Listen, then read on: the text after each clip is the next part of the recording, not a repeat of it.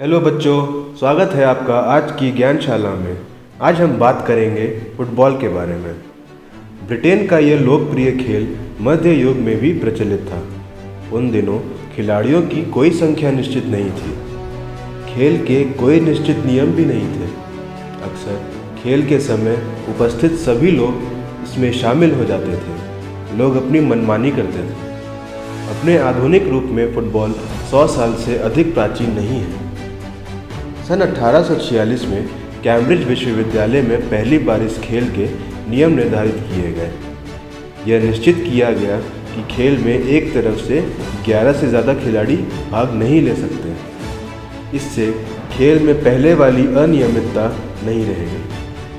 सन 1863 में football association की स्थापना हुई और फुटबॉल का आधुनिक रूप विकसित होना प्रारंभ हुआ।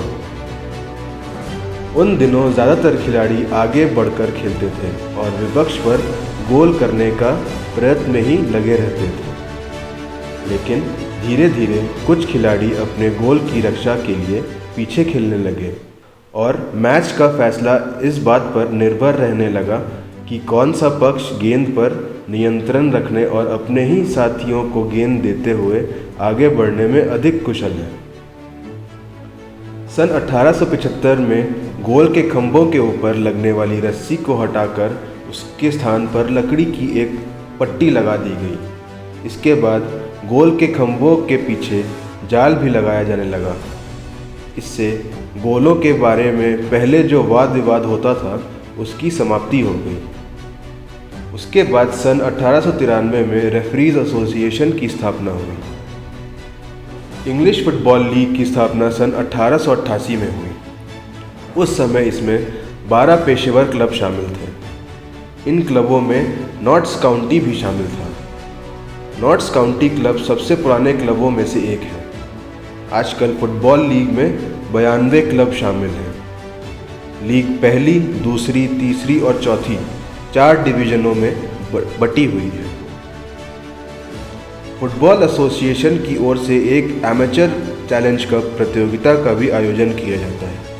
इसमें केवल गैर पेशेवर टीमें भाग ले सकती हैं।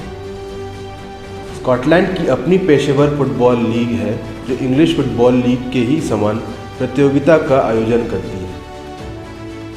फुटबॉल सारी दुनिया में खेला जाता है। ये जितना लोकप्रिय यूरोप में है उतना ही पूर्वी अफ्रीका में भी है, जहाँ के लोग अक्सर नंगे पांव खेलते हैं। भारत में भी फुटबॉल बहुत लोकप्रिय है।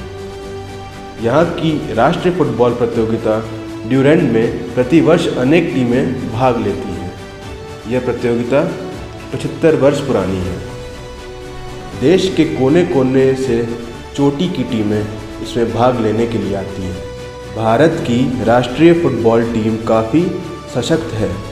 पिछले एशियाई खेल प्रतियोगिता में हुई फुटबॉल प्रतियोगिता में भारत ही चैंपियन राष्ट्र रहा था। तो ये थी आज की ज्ञानशाला। ऐसे ही मिलते रहेंगे किसी अन्य टॉपिक पे अगली बार। देखते रहिए स्वदेशवाणी।